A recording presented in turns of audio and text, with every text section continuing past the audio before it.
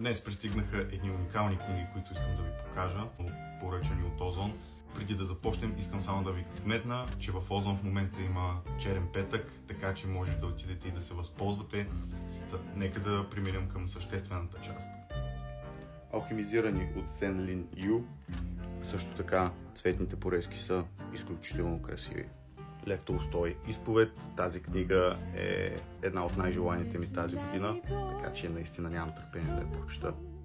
Самюел Бекет Молой. Психология на тълпите на Гюстав Любон. На Рей Бредбъри 451 градуса по Фаренхайт и Гробище за лунатици. Знаменитият Идалго Дон Кихот де ла Манча, том 1 и том 2. Тук ще ми отнеме бая време. То стана дума за бая време.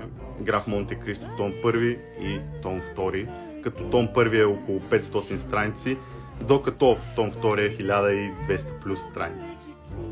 Може да разгледате също доста намалени книги в Озон, така че отивайте и грабвайте от легендарните оферти.